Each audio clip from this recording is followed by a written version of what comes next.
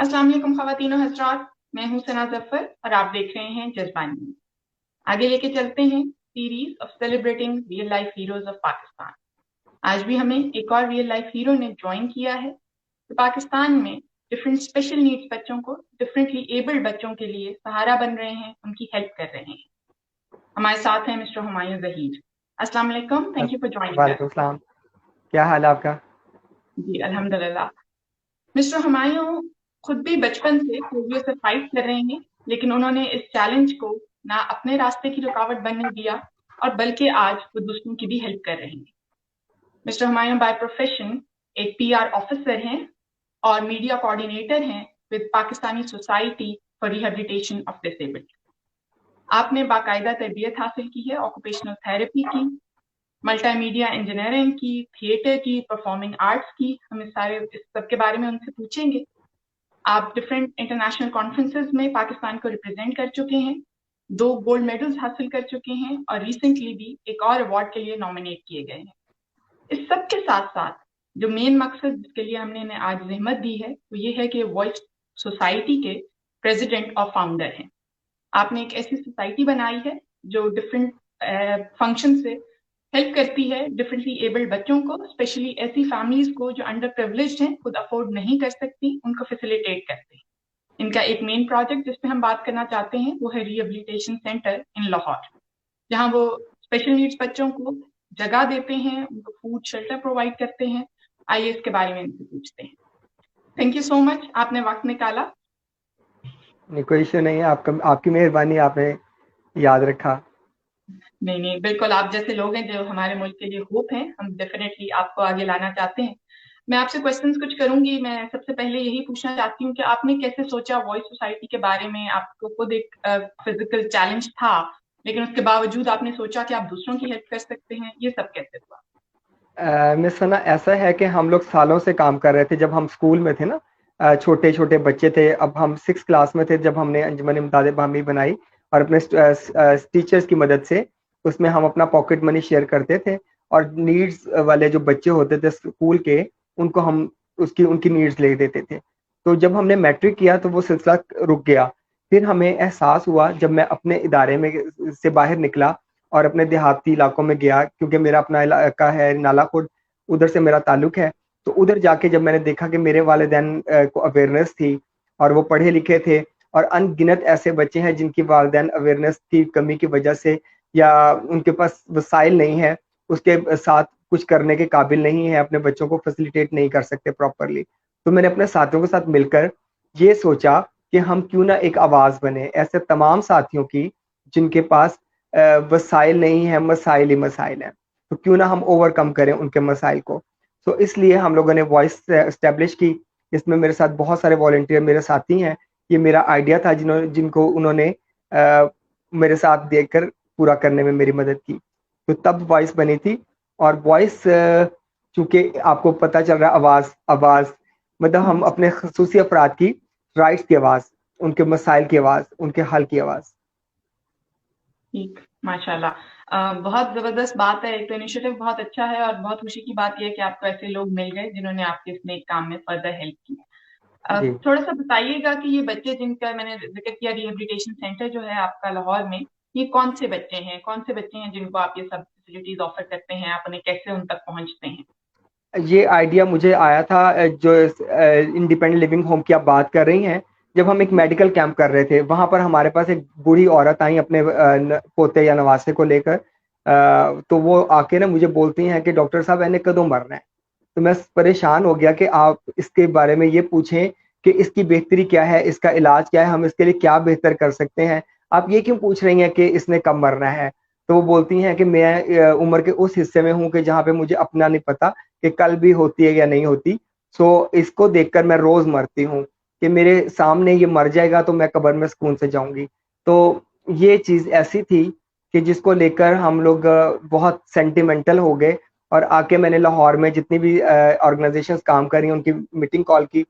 सो वहां पे हमने डिस्कस किया कि इस तरह का एक घर बनाना चाहिए, इस तरह के घर होना चाहिए कि जहां पर ऐसे बच्चे लाके रखे जा सकें जिनको हम उनकी जिंदगी बदल सकते हैं फैसिलिटेट करके। तो लेकिन किसी भी ऑर्गेनाइजेशन ने मेरा हाथ नहीं पकड़ा, ना मतलब मुझे शायद समझाना नहीं आया या उनको समझना नहीं आया। लेकिन इस तरह पॉजिटिवली अगर देखें तो शायद अल्लाह ने ये काम हमसे करवाना था।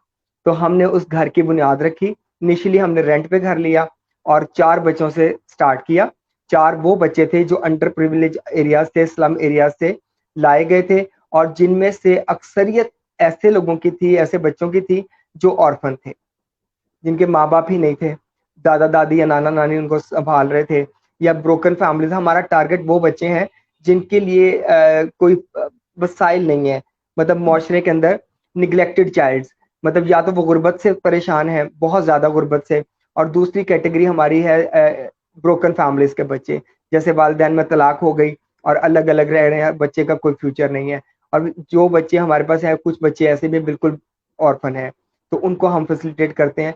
हमने एक घर बनाया है 1 कनाल का, उसमें हम उन बच्चों को ला के रखते हैं और उनको तमाम लिविंग फैसिलिटीज प्रोवाइड करते हैं फ्री ऑफ कॉस्ट।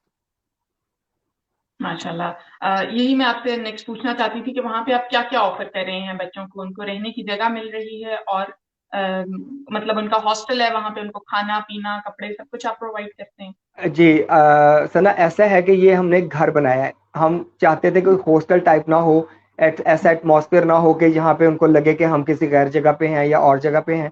तो हमारी पूरी तरह की कोशिश है कि उनको इंडिपेंडेंटली रहने का तरीका सलीका, जिंदगी गुजारने का, वो हम सिखाएं। क्योंकि हम खुद भी स्काउट्स रहे हैं बचपन में, हम जाते भी रहे हैं नॉर्दर्न एरियाज में, और अपने सारे काम खुद करने के हम शुरू से आदी थे। तो वही हम अपनी सर्विसेज जो है ना इन बच्चों को दे रहे हैं, ताकि ये भी जिंदगी को लर्न करें, सीखें और किसी पे बोझ ना बने, अपने काबिल हो जाए। जी, बिल्कुल, ये लाइफ स्किल्स वाली बात तो आपने की, वो बहुत इम्पोर्टेंट है क्योंकि जैसे आपने बताया कि उस बच्चे के साथ भी यही प्रॉब्लम थी जिनकी दादी आप तक आई थी। तो हम्म, आई थिंक ये तो बहुत अच्छी अप्रोच है आपकी माशाल्लाह कि आप उनको लाइफ स्किल्स दे रहे हैं और सिर्फ एक रहने की जगह, एक शेल्टर प्रोवाइड करके नहीं समझ रहे कि बस हमारा काम हो गया। आप उनके हाँ। साथ ये कर रहे हैं। तो प्लीज़ बताइएगा आपकी जो वॉइस सोसाइटी है, वो इस रिहैबिलिटेशन सेंटर इंडिपेंडेंट होम के अलावा क्या-क्या ऑफ़र करती है? हमारा मेन फोकस है रिहेबिलिटेशन एंड अवेयरनेस। हम सबसे ज़्यादा काम कर रहे हैं अवेयरनेस पे, मेडिकल कैंप्स करते हैं। और हमने एक टूल अडॉप्ट किया, क्योंकि जब मैं विलेजेस में गया ना, तो हम लोग लेक्चर्स देते थे, समझाते थे, तो लोगों को समझ नहीं आती थी, बच्चों को समझ नहीं आती थी कि उनके लिए तालीम की क्या अहमियत है, स्कूल क्यों जाना चाहिए, क्योंकि वो गुर्बत के मारे लोग थे और अवेयरनेस बहुत, आपको पता है, हमारे इलाकों में नहीं है। तो हम लोगों ने ना शो करने शुरू कर दिया, puppetry, short plays, street theatre. तो उस टूल को मैंने अडॉप्ट किया, और उससे क्या फ़ायदा हुआ कि मैंने आज तक जितने थिएटर किए उसमें मसला भी बताया और मसले का हल भी बताया। सो बहुत पॉजिटिव रिप्लाई आया मुझे ऑडियंस की तरफ से, रिस्पॉन्स अच्छा मिला कि लोगों ने वो बातें सीखी जो कि आप लेक्चर्स देकर या सेमिनार कंडक्ट करके नहीं कर सकते थे।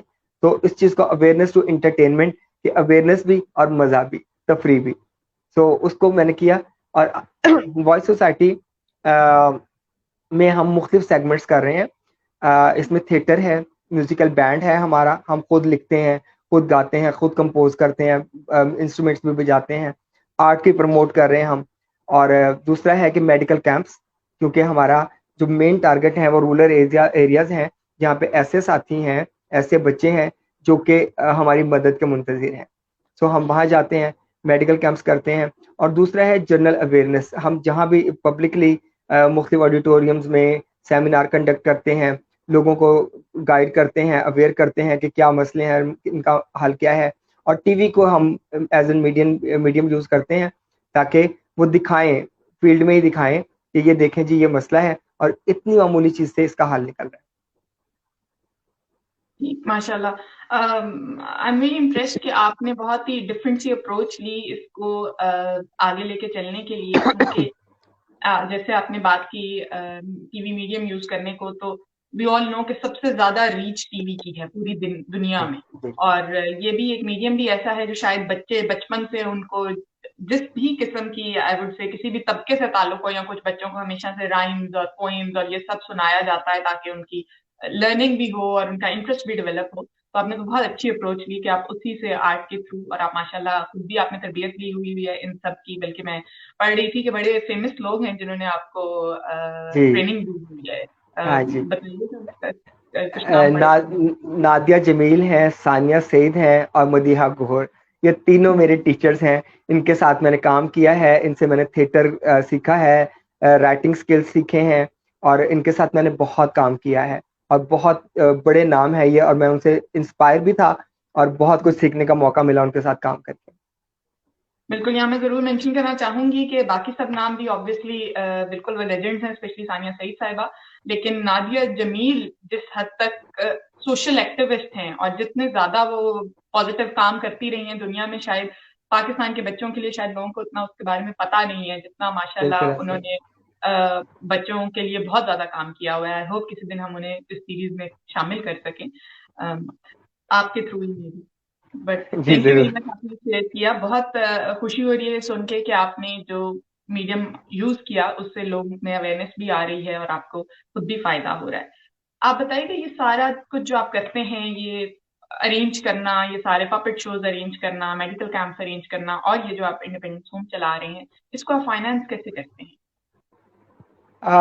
अभी तो लोकल डोनर भी हमारे पास हैं, कुछ लोग हैं जो हमें कंट्रीब्यूट करते हैं। इनिशियली हम चूंकि जो ग्रुप था ना वो अच्छी फैमिली से बिलोंग करता था। इनिशियली जो हमारा स्टेज था वो यही था कि हम अपना एक बच्चा सपोर्ट करें। जैसे एक बच्चे को स्पॉन्सर कर लेता ना कोई, तो हम लोगों ने सबने साथियों ने मिलकर सोचा था कि अपनी सैलरी से एक बच्चा सपोर्ट करेंगे, और जो 4 बच्चे लेकर आए थे वो हमने खुद ही ओन किए थे, उनका कोई भी एक्सपेंस हमें कहीं से नहीं मिलता था। सो बाद में जब बच्चे बढ़े तो हमें ज़रूरत महसूस हुई, क्योंकि बहुत सारे बच्चों की ज़रूरत थी और बहुत सारे लोग चाहिए थे कि इनको कंट्रीब्यूट करें। तो आए भी लोग सामने आए, हमारे साथ कंट्रीब्यूट करते हैं वो भी। और लेकिन जो हमारा बेसिकली फंड रेजिंग होती है वो थ्रू होती है थिएटर और मीडिया का जो है म्यूजिकल बैंड, उससे करते हैं हम। तो मुख्तलिफ आइटम्स हम प्रेजेंट करते हैं हॉल्स में, ऑडिटोरियम्स में। और अब तो कोविड की वजह से 2 साल से कुछ भी नहीं किया, लेकिन 2 साल पहले तक हमारा एक साल में 2 दफ़ा शो होता था, और मुख्तलिफ प्लेस हम करते थे, और अवेयरनेस थ्रू इंटरटेनमेंट बस ऐसे ही होता था हमारा, कि उसके हम टिकट्स वगैरह बेचते थे और उससे फंड जनरेट कर लेते थे, वो अगले चंद महीनों के लिए हमारे लिए काफी होता था। माशाल्लाह, मैं यही पूछना चाह रही थी कि आपकी ये तो एंटरटेनमेंट भी है, अवेयरनेस भी है, लेकिन उसके साथ साथ आपने उसको लिंक किया हुआ है अपने ही काम को फाइनेंस करने के लिए, ताकि आप ज्यादा से ज्यादा बच्चों की हेल्प कर सकें। आपकी जी। मैं डिफरेंट देखती रहती हूँ सोशल मीडिया पे, आप लोग डिफरेंट एक्टिविटीज करते हैं। आप कुछ शेयर करना चाहेंगे कि लेटली आपने कोई जिस चीज में पार्टिसिपेट किया हो? हमारा बहुत सारा ऐसा काम है कि आए दिन कुछ ना कुछ करते ही रहते हैं। लेकिन मेरा वक्त ज़्यादा गुजरता है शेल्टर में बच्चों के साथ। उनकी मुझे फोकस करना होता है कि उनके साथ स्टडीज़ ही ना प्रेशराइज़ करें हम उनको पढ़ने पे ही। उनके एंटरटेनमेंट के भी कुछ ज़राए होने चाहिए, उनकी आउटिंग वगैरह भी होनी चाहिए, उनको अच्छा लग्ज़री खाना भी मिलना चाहिए, एक लग्ज़री लाइफ़स्टाइल भी मिलना चाहिए, क्योंकि अप्रोच अगर आपकी लो होगी तो आप कभी भी ऊँचा नहीं सोचोगे। तो हम उनको उनकी सोच बिल्डअप कर रहे हैं, उनको पीक दे रहे हैं उनकी थिंकिंग में, कि वो बूस्ट अप हों, और हमारे मदद से हम अपने लीडर्स तैयार कर रहे हैं। जब हम नहीं रहेंगे ना तो वो हमारे कॉज को लेकर आगे चलेंगे। अभी एक दफा टीवी चैनल कोई आया हुआ था, उन्होंने एक बच्चे से पूछा कि बड़े होके क्या बनोगे, तो उसने बोला कि जब ये मर जाएंगे ना सारे, तो मैं इस घर को चलाऊंगा। तो ये बड़ी अच्छी अप्रोच है कि अभी से बच्चे इस तरह सोचने लग गए हैं, कि हमें उम्मीद है कि हमारा ये सिलसिला रुकेगा नहीं। हमने अपने हाथ का दिया जला दिया है, इंशाल्लाह वो दूर दूर तक रोशनी फैलेगा। जी बिल्कुल, वो बच्चे की मासूमियत है कि उसने इन वर्ड्स में कहा, हाँ। लेकिन आपकी बात बिल्कुल ठीक है कि उसकी अप्रोच बिल्कुल ठीक थी, और वो भी यही सोच रहा है। जब आपने कहा दिया से दिया जलने का अमल शुरू हाँ। हो चुका है, माशाल्लाह आपके एफर्ट से। मेरा क्वेश्चन आई थिंक एक बीच में मुझे पूछना चाहिए था। जब आप मैं पूछ रही हूँ कौन से बच्चे हैं, तो मैं पूछना चाहती थी कि ये किस तरह से डिफरेंटली एबल्ड हैं, इनकी कौन सी स्पेशल नीड्स हैं, और उनके लिए भी क्या आपके पास कोई सोल्यूशन है? मतलब मेंटली चैलेंज है या फिजिकली चैलेंज आप सिर्फ लेते हैं? यानी फिजिकल चैलेंज के साथ जो बच्चे हैं वो हमारे पास होते हैं स्लो लर्नर्स, मतलब जो हल्की सी जहनी माजूरी का शिकार होते हैं ना, जैसे एजुकेबल होते हैं, उनको हम जी। रखते हैं। तो उनको हम रख के सिखाते हैं, इलाज करवाते हैं। अभी एक बच्ची हमारे पास थी, उसको स्पाइनल कॉर्ड का मसला था, उसका स्पाइन का ऑपरेशन भी हमने करवाया है। अब अल्हम्दुलिल्लाह वो बेहतरी की तरफ आ रही है। उसकी कमर बिल्कुल टेढ़ी थी और झुकी हुई थी, तो उसको हमने सीधा कर दिया ना ऑपरेट करके। तो और मेरे पास पोलियो अफेक्टेड बच्चे हैं, स्लो लर्नर्स बच्चे हैं, और वो एजुकेबल हैं, लेकिन स्कूल जाते हैं, पढ़ते हैं, सब काम सीखते हैं। और जो बच्चे स्लो लर्नर्स हैं ना, अब हम उनको स्किल की तरफ भी ला रहे हैं कि इनको कुछ काम धंधा सिखाएं ताकि ये अपने काम पे स्टार्ट हो सके, अपनी जिंदगी गुजार सके। ठीक है, तो बहुत अच्छी अप्रोच है कि ज़रूरी नहीं कि हर चीज़ सिर्फ़ एक डिग्री के थ्रू ही आगे जा सकती हो। लाइफ़ स्किल्स भी और कोई भी स्किल, हुनर सीखना आपको definitely can take you a long way. आप जब आपने शुरू में बताया कि जब आपका आइडिया था और आप शुरू करना चाहते थे, तब तो शायद इतनी ज़्यादा ऑर्गनाइज़ेशंस को समझ नहीं आई और अल्हम्दुलिल्लाह कि you still got people around जिन्होंने आपकी हेल्प की और आप शुरू कर चुके। अब इस स्टेज पे जब आप एस्टैब्लिश हो चुके हैं, सबको नज़र आ रहा है आप माशाल्लाह इतना काम कर रहे हैं, अब आपको लगता है कि और लोग हैं और ऑर्गनाइज़ेशंस हैं जो हेल्पफुल हैं, जो सपोर्ट देती हैं आपको? जी, बिल्कुल, बिल्कुल हैं, ऑर्गनाइज़ेशंस हैं और डीपीओज़ भी हैं जो काम कर रहे हैं, वो एक लिंक्ड हो गया ना उनके साथ, लिंक बन गया है, लाइज़ॉन बन गया है, एक नेटवर्क बन गया है। तो उस नेटवर्क में रहते हुए वो मुझे भी बच्चे रेफ़र करते हैं, जो मैं काम करता हूँ, वो मैं उनको हेल्प कर देता हूँ, जो वो करते हैं जब मुझे हेल्प की ज़रूरत होती है, तो वो मेरे साथ ताउन करते हैं। अब एसओएस विलेज है, वहाँ पे कोई भी माज़ूर बच्चा आता है तो वो मुझे रेफ़र कर देते हैं। हमारे मुख्तलिफ इदारों से ही मुझे बच्चे रेफर होते हैं, चाइल्ड प्रोटेक्शन ब्यूरो है, उनकी तरफ से भी मुझे कुछ बच्चे आए कि इनका करवाएँ, और जिन बच्चों को हम शेल्टर होम में प्रेज़ेंट कर सकते हैं या वहाँ फैसिलिटेट कर सकते हैं, उनको तो हम बुला लेते हैं डायरेक्टली। और लेकिन कुछ बच्चे ऐसे भी हैं कि जिनको हम फैसिलिटेट करते हैं, लेकिन हमारी कोशिश होती है कि वो अपने घर में अपने वालिदैन के साथ रहें, क्योंकि माज़ूर बच्चे के लिए सबसे ज़्यादा ज़रूरी है कि वो अपने पेरेंट्स की के साथ रहे, एंगेज रहे अपने लोगों के साथ। सो उनको हम उधर से फैसिलिटेट कर देते हैं। तो इसी तरीके से हमारा सिलसिला चल रहा है।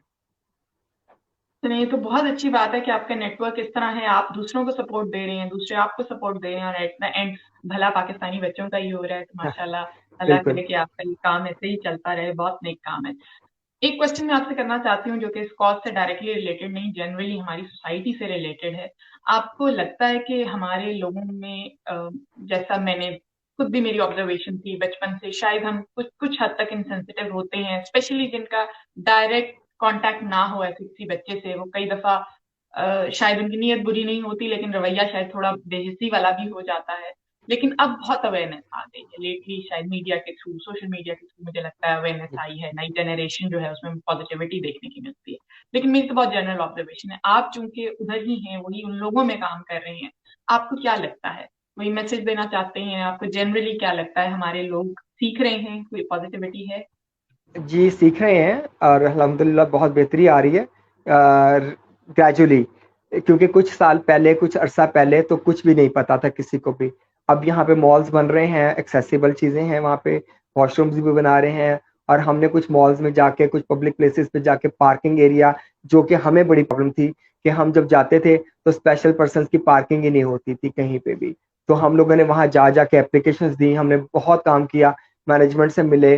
तो अक्सर तो लोग कहते थे आप कहाँ से माजूर हैं, आप चल के यहाँ पे आ गए, आप चल के आ गए हैं तो आप माजूर नहीं है।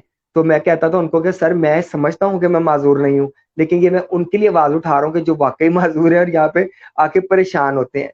तो जिस तरह आप दूसरों को सर्व करें, हमारा भी कुछ राइट बनता है, एक जगह मुख्तिस कर दीजिए कि यहाँ पर स्पेशल पर्सन की पार्किंग है और यहाँ उनकी गाड़ियां और बाइक्स खड़ी होंगी। तो फिर उन्होंने अंडरस्टैंड किया मेरी बात को। अब 2-3 मॉल्स में तो उन्होंने कंसीडर करके बना भी दिया है। लेकिन अभी लास्ट टाइम मैं एक मॉल में गया और वहां पे वो काफी अरसे तो चलता रहा सिलसिला। अब मैं लास्ट टाइम गया तो यहाँ पे पार्किंग में ही बाइक्स वगैरह खड़ी हुई थी और मैं गाड़ी दूर लगाने की जगह मुझे मिली। तो मैं फिर जाके बोला उनको कि भाई आपने जगह तो मुख्तस की है, निशान भी बड़े बड़े बना दिए हैं, गार्ड भी खड़ा हुआ है, लेकिन पब्लिक को रोका नहीं क्यों नहीं जा रहा। तो उन्होंने मेरी कंप्लेन को नोट किया और उन्होंने कहा हम एडमिन में पहुंचाते हैं, इंशाल्लाह आपको नेक्स्ट टाइम तकलीफ नहीं होगी। और कुछ लोगों को मैंने खुद बावर करवाया कि आप गलत पार्किंग लगा लगा रहे हो, गलत पार्क कर रहे हो अपनी गाड़ी, ये हमारी जगह है। तो कहते हैं यहाँ जगह कोई भी नहीं है, जिसको जो जगह मिलती है वो अडॉप्ट कर लेता है। तो ये मसला है कि लोग भी सेंस उस तरह की नहीं रखते जब तक कि उनको फोर्सफुली ना समझाया जाए।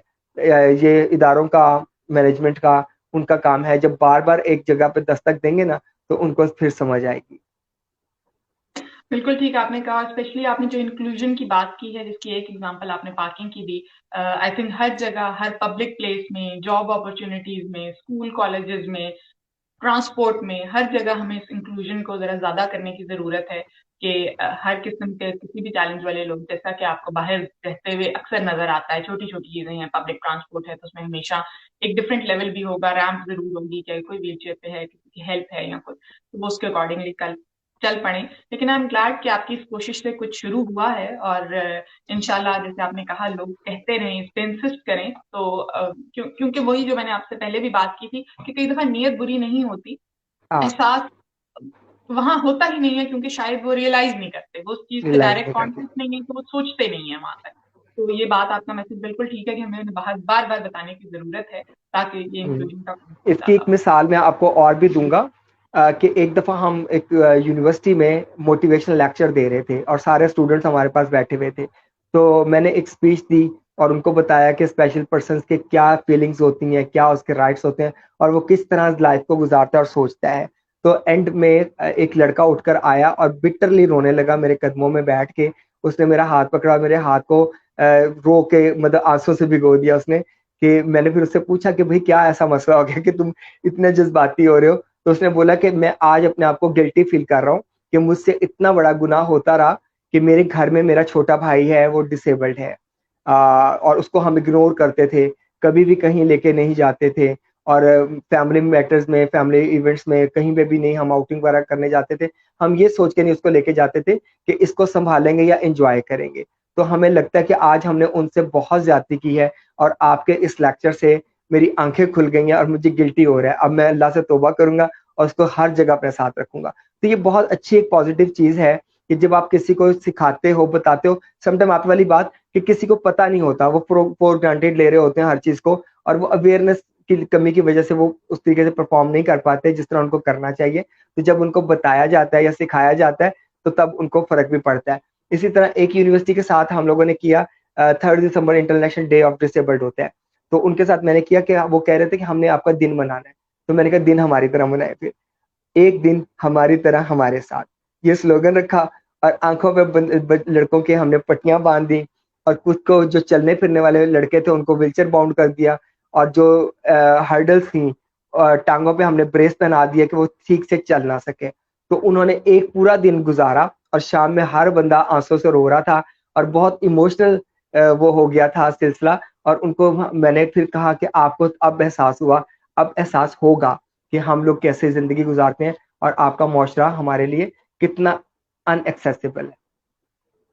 बिल्कुल तो ठीक, और जहाँ जिस स्पेशली बहुत खुशी हुई मुझे ये सुन के कि चाहे आपके एक लेक्चर से इनमें सिर्फ एक को भी फर्क पड़े, लेकिन एक सिलसिला चल पड़ता है, वो जाके जी अपनी बिल्कुल। फैमिली से बात करेंगे और आगे करेंगे। और जब आपने पार्किंग की बात की, जैसे कि पहले कि उन्होंने आपको कहा आप तो चल चल के आए हैं, हालांकि आप हम्म, पोलियो से फाइट करते रहे हैं सारी जिंदगी, ये भी थोड़ी इंसेंसिटिव बात है, क्योंकि ऑब्वियसली आप किसी हेल्प से चल रहे थे, आप जी उनकी तरह नहीं चल रहे थे, उनको नजर आ रहा है कि थोड़ा सा डिफरेंस है। और ये वेरी करता है ऑब्वियसली, कोई बिल्कुल व्हील चेयर में है, जैसे आप जानते हैं मिस जायदा कुरैशी को जिनको हमने बुलाया था हम्म, इधर, उन्होंने 15-16 साल बगैर व्हील चेयर के, और वो बिल्कुल नहीं चल सकती, उन्होंने अपनी जिंदगी गुजारे। और अगर उनको कोई ऐसी स्टेटमेंट सुनने को मिले कि नहीं ऐसा तो कोई मसला ही नहीं है, आपको क्यों कुछ स्पेशल चाहिए, तो ये बहुत हम्म, इनसेंसिटिव है, और हाँ इनसेंसिटिव रवैया है, अप्रोच है। तो आई एम वेरी ग्लैड कि आपकी अवेयरनेस की कोशिशें हैं, आप लोगों को समझा रहे हैं, उनको बावर करवा रहे हैं कि शायद उनकी नीयत बुरी नहीं है, लेकिन रियलाइजेशन नहीं है, तो उसको जी रियलाइज बिल्कुल। करना बहुत जरूरी है। बहुत शुक्रिया, आपने ये सब कुछ शेयर किया। इस तरह की तो बड़ी अच्छी स्टोरीज हैं आपकी और बहुत पॉजिटिव मैसेजेस हैं, इनके हम और भी बात कर सकते हैं। लेकिन मैं एंड में आपसे पूछना चाहूंगी कि आप डोनेशन एक्सेप्ट करते हैं अपने वॉइस जी सोसाइटी के बिल्कुल, लिए? बिल्कुल करते हैं क्योंकि हमारा इदारा डोनेशंस भी चलता है।